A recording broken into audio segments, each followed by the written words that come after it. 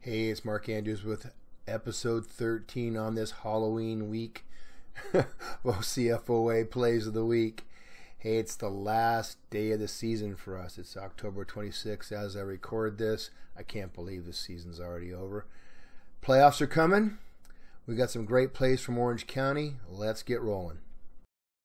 All right, let's take a look at this play. I really like the way that this official officiated this foul. This play is going to look a little odd because they've just sent a defensive player off the field and they're getting a replacement in. I think they let the play get off too early, but it doesn't really impact the play, so don't focus on that. Watch this player right here. Okay, that's the guy that's going to commit the foul. All right, here we go.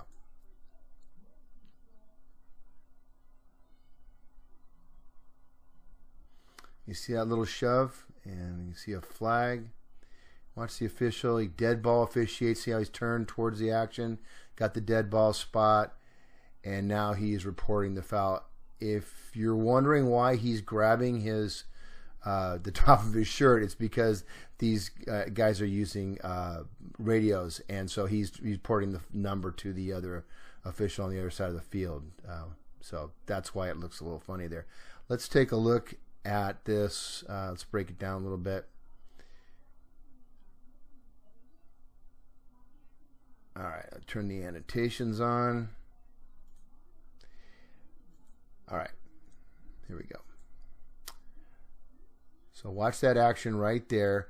Now this is not much of a push. You can see that.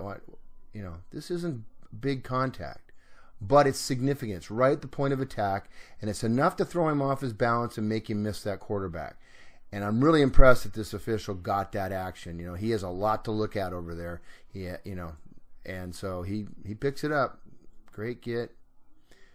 Again, watch him. Calm, dead ball officiate, kill the clock. Reports the foul. He's telling that. You see, he's got the block in the back signal. Now watch what he does. I love this too. I mean, remember, guys, if you're going to, if you have a foul for a dead ball, I mean a spot foul, get the flag on the spot before you enforce. So he just got it on the spot, or did he? Oh, no, he's going to change it. There you go. 23-yard line. That's just, you know, a perfect spot. Yep. All right, moving on. All right, this is that same crew that I just showed. They don't get this one, and this one's kind of a head scratcher. I'm not sure how they missed this. Watch what happens here. Now you can see the quarterback pauses. He's like, "Well, that's a foul." Let me turn the annotations on here. Well, actually, let me just roll this slowly. Now notice the man in motion up there on the right side of the formation. Now this player is moving. This player is moving. The ball is still on the ground. Now they're all moving. The ball is still on the ground. Finally gets snapped.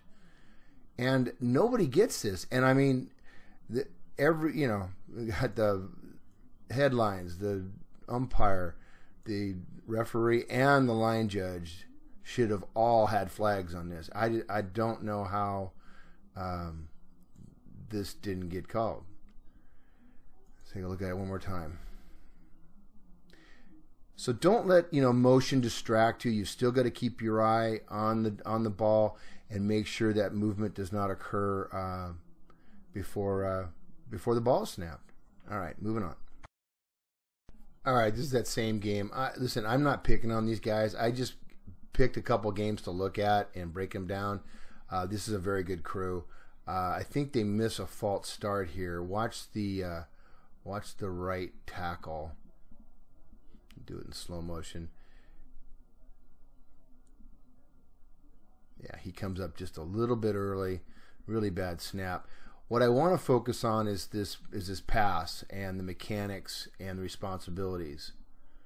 You see that? Let's go back. Let's slow-mo this. Okay, I've got a pass to the sideline. So, first question is, who's got what responsibility? This back judge should be focused on the hands, should be focused on the catch. The line judge is looking at the feet. Watch what happens here. This back judge comes and takes his eyes off the action and puts his foot down. He's basically made the ruling before the line judge can even get there. And, yeah, did they get it right? I think they did. But that's not the point. We have responsibilities in this situation. This call on this foot right there is the line judge's responsibility. This back judge needs to be focused on the ball in the hands, making sure that he maintains possession. Coming over and selling it this way has all kinds of ramifications, all of them bad. So they're talking, and it looks like, yeah, line judge agrees. Not a problem with the actual call, but we have to know our responsibilities, we have to know our mechanics, and we have to trust our crewmates. All right, moving on. Okay, we're going to talk a little more about responsibilities of the different positions. This year in Orange County, we've asked our back judges to spot the ball on long gainers. They oftentimes have a much better look than we do on the flanks. So I'll just let this run. Keep an eye on the dead ball action that occurs after this play is over. This is a long gainer.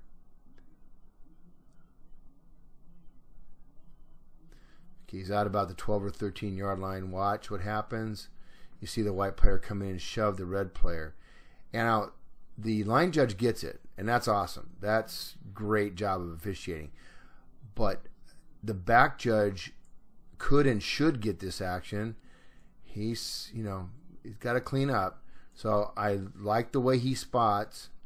Now, what I think he's looking maybe for a ball, or I'm not sure why he takes his eyes off this action, but he turns as soon as he kills it, and now he's not watching these guys.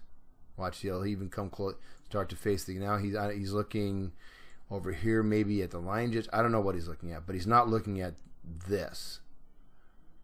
Okay, so. And we get, a little dead ball shove, not a big deal, but he didn't see it, and the line judge does. Great job by him. All right, let's move on. All right, on this play, I want you to consider the actions of the defender, the K-team defender, who takes this runner to the ground. Just watch. I'm going to let it run in real time.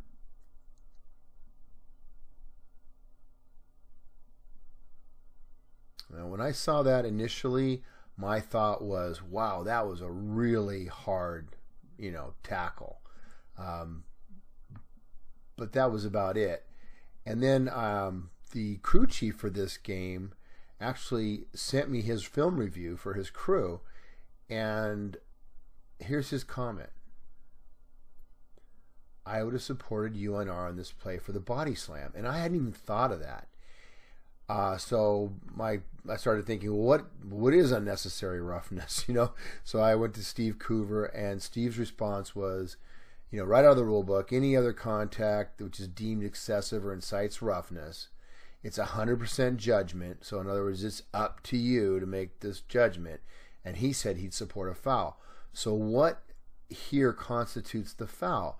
So we've got the white player wrapping the red player up. He's got him now under his control. Now the kid is off balance, and this is the action that causes the foul, that slam to the ground. And as I let this run, you'll see that the red player is indeed hurt. So again, just keep this in mind when you see that type of action. If you deem it unnecessary, it's a foul. All right, moving on. Okay, let's talk pass interference. We've got a lot of philosophy regarding this foul. I think in the past it's been largely felt that this was called too often, but I think maybe the pendulum has swung a little too far. I've seen a lot of plays that look like PI to me, which we're passing on, and I think this is an example of it. And taking into consideration, I'm going to show you two plays here. This is play 79. And we're not going to have pass interference on this play. And only 8 plays later or 9 plays later, we are going to have pass interference on contact that looks, frankly, a lot less than this. So take a look at this play.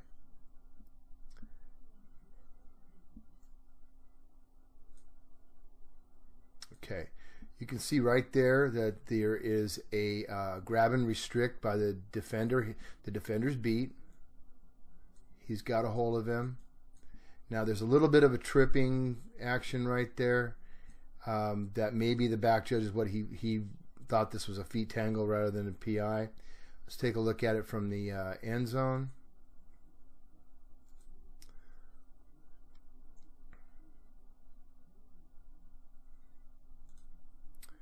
All right, you can see, maybe you can't, it's not very clear. Let's see. You can see the grab right there. There's the defender starting to grab. He's beat. I'm guessing that he's willing to give up 15 yards rather than a touchdown here. Now, he starts to fall, and he still has a hold of that arm. That should be enough at this point to rule pass interference. Now, there's the feet tangle, right?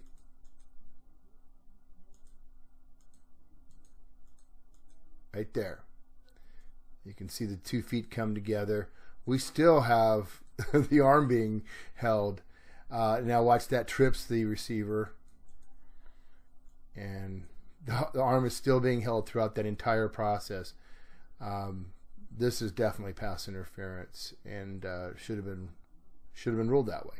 Now let's take a look at the next play. All right, so this is play 88. This is 9 plays later, and I want to just let this run, and you decide, or you take a look at this. That little bit of contact right there is ruled DPI. Watch it from the end zone. Now, I don't really have a problem with this call. I mean, I get it. He contacts him early. It looks like he's trying to play the ball. But, there's contact, all right. But compare this to the level of contact we had in the previous play, and this is a difficult sell. And, of course, it was the white team that was, potentially fouled on the previous play. I'll go back here, and this is for all my eagle-eyed YouTube viewers. Yes, there's a false start here. This player and this player both are going to false start prior to the play. This play never should have gone off. Watch them both. There's the false start by the end, and then the back. You see the back does that little hop. That is not motion, my friends. That is a false start. We get a flag on this, but it's a live ball penalty evidently. There's the contact by the defender, the white defender. You can see, it's there. I'm not going to say it's not. But,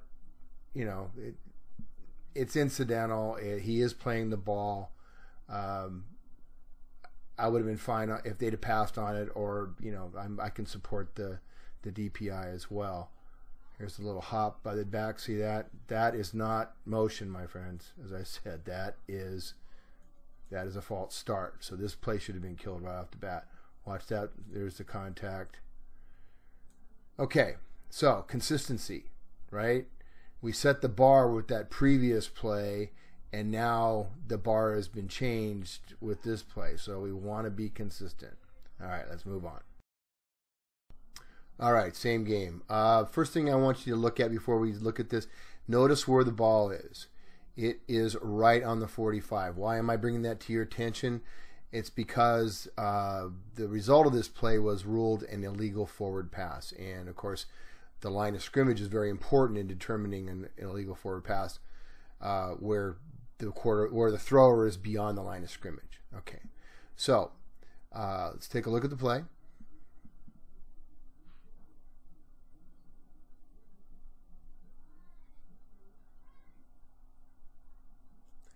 Okay, you can see the line judges throwing the flag.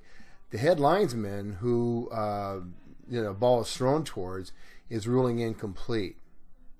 So, illegal forward pass. The first thing we have to determine is this a forward pass? Because if this is a backward pass, it doesn't matter whether he's beyond the line of scrimmage. He could be, 20 yards downfield and throw a backward pass and it would be legal. So let's take a look at that first component. Is this a forward pass? Okay, he's starting to throw there, or he's beginning his motion. Let's the ball go right there.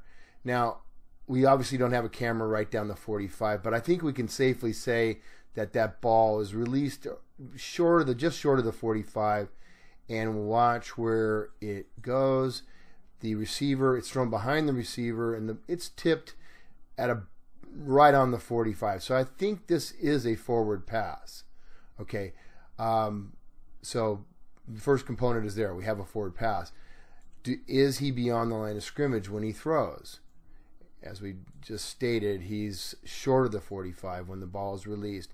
And the standard that we have in our association is we want a foot over the line and the ball over the line before we rule that we have an illegal forward pass. This is a big foul. This is a 5-yard penalty with a loss of down.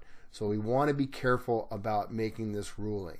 And I think the line judge, if he's a little more patient, sees the head linesman wave this off, just holds off on that flag, and we move on, and everybody's happy. All right, moving on. All right, let's talk about roughing the passer. Keep an eye on the player that's highlighted here. Let's watch the action on the quarterback. So, not obvious roughing, right? Let's take a look at it from the end zone. So, wraps him, there's he doesn't target or anything like that. But let's take a look at the definition of roughing the passer. Roughing the passer, defensive players must make a definite effort to avoid charging into a passer who has thrown the ball from in or behind the neutral zone. So obviously if a passer is beyond the neutral zone, he's not afforded this protection. After it's clear the ball has been thrown. That's important. We have to assume or know the defender knows that the ball has been thrown. No defensive player shall commit any illegal personal contact foul listed in 943 against the passer. So the 943 list is all the personal fouls, the 15-yarders, the face mask, targeting, tripping. If you don't know this list, look at it. But if any of those fouls are committed against the passer, it's not targeting, it's roughing the passer. It's not face mask, it's roughing the passer, because that includes an automatic first down. It's important to get that foul. So let's watch this in slow motion. Now, this ball is being thrown to, almost in the face of this defender. He definitely knows that this ball has been released. And drive, land on the quarterback. Okay. So the criteria that I think we should use is, does this player let up once he makes the contact with the quarterback? I don't expect him not to contact the quarterback, but he knows this ball is gone. This action is simply to punish the quarterback. And, he's hurt. The other point I'd like to make is that the referee is not looking at this, which is our prime responsibility. He doesn't see it until after the fact, and he's not going to get that flag. But the point I'm trying to make here is the level of contact that we're going to allow is based on the type of contact and also whether the defender lets up on his contact once he realizes the ball's away. All right, moving on. All right, let's end this with one of my favorite topics, safety fouls, blindside blocks, targeting. Let's take a look at this. Okay, watch what happens. Well, reverse the field. What do we got? Antenna go up, and we see... Ooh, did you see that?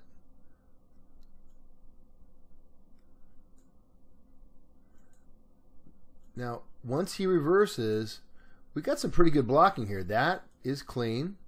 This one is clean. Nice hand shove, okay. Watch this one. See that dip?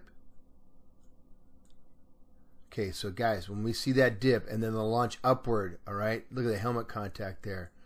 Okay, that's definitely targeting. And I would suggest that that is also a flagrant foul, and we should consider an ejection on that hit. I'm going to run it back one more time for you. Let me get rid of the annotations. Watch it in real time, and keep, watch the actions of that defender. When you see this, you want to judge it harshly. All right? That's a potential concussion. This is what we're trying to eliminate in high school football. All right. Well, that'll do it for this edition of the 2018 OCFOA Plays of the Week. I'm going to try to make one more of these that are made up of Steve Coover's plays that he sent me over the last 2 weeks. Guys, if you have any questions or disagreements, any observations, something I might have missed in one of the clips, just feel free to comment in the comment section below. I really want to say thank you to all the people that have sent me complimentary comments. I'm amazed that I'm connecting with so many people across the country that are in the football officiating world. It's very gratifying to hear from you guys. If you'd like to subscribe to my YouTube channel, I'm shooting for 1,000, so come on, help me out. Click on my picture, and then you'll go to my YouTube channel, click on the subscribe button. If you've missed any of the previous plays of the week, just click on the link in the top left there, and it'll take you to a playlist of all the plays of the week for this year. If you have any suggestions for next year, feel free to add those to the comments. This is Mark Andrews, signing off.